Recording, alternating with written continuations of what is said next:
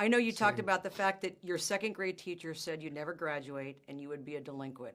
Yeah. How excited are you for them to see this film? Yeah, I'm so excited for her to see it because you were so wrong.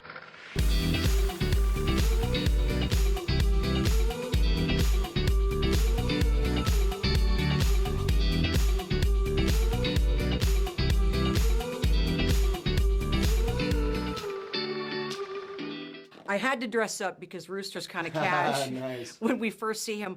What an iconic part to kind of, or film obviously, to carry on in this movie. And what's so amazing to me, there's a lot of resentment and history that you managed to build with just a look. I mean, there's a lot said in that first scene when you meet Tom. How hard was it to just get ready for that day? I mean, I think it was, I just really enjoyed kind of the journey that Rooster goes on. You know, I think it's really, I think a lot of the audience is maybe anticipating the relationship between Maverick and Rooster from the trailer. I think they feel they have an idea of why there's that kind of resentment or a little tension in the beginning, which, you know, we reveal that it's a lot more complex than that. But, I mean, any scene you're doing with Tom is, you know, top of the list. I know he makes himself accessible to all the actors, and he says, hey, listen, if you need anything, text, call. But come on, how often are people just texting Tom Cruise to ask him a question? Did you, or I mean, did you kind of stay away? I actually would. I mean, he told me, he said, Miles, you know, even after this thing's done, anything you ever need, call me and I'm there. And he meant that.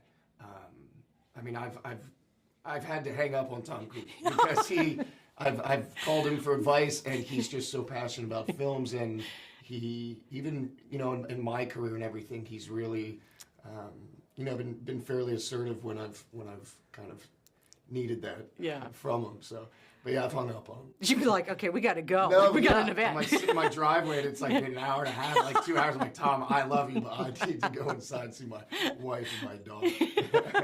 I love the fact that Ryan Gosling spent several, I think it was 6 months he learned to play the piano for La La Land.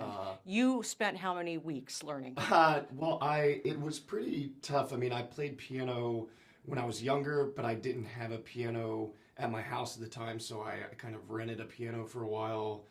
And yeah, I mean, it was a while. I think because I had to record it, for it to be on the soundtrack, and it's one thing to kind of play it live, but when you have to record it, it's a tough song too. It wasn't really in my register. Wheelhouse. I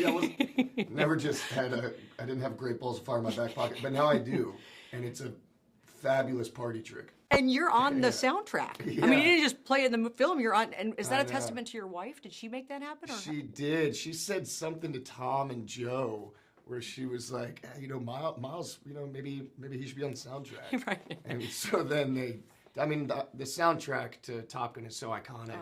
And that's really you know, Jerry Bruckheimer, that's something that he's been doing for a long time, is creating the kind of buzz around the soundtracks going with the movies. And so I think we do it. She was probably like, listen, he talked his ear off for hours. The least you can do is stick him on the soundtrack. She heard that song so many times. You do a great job, and I'm curious, is everybody just hung over after shooting that scene? Because I feel like that is the day to be on set. Hammered by the end of it. We did it when we shot it. We did it with there was 200, I think, extras, but most of the extras were all actual pilots. So they came in and they had no idea what they were going to be seeing. They just thought they were extras in a bar scene, and then it kind of evolves into me.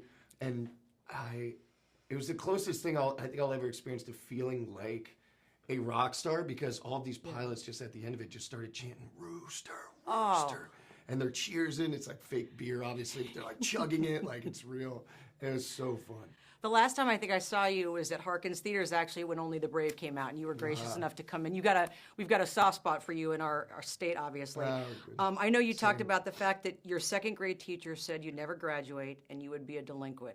Yeah. How excited are you for them to see this film? Yeah, I'm so excited for her to see it, because you were so wrong. My mom was going to send her my college diploma, my college degree, and I was like, Mom, let it go. Yes. She's like 90 now. Yeah. My mom was like, you don't say stuff about my boy. Well, guess what? May 27th, you don't need a diploma. You'll see it. Congratulations on so everything. much. It's so nice to see you again. Appreciate it. Good to see you.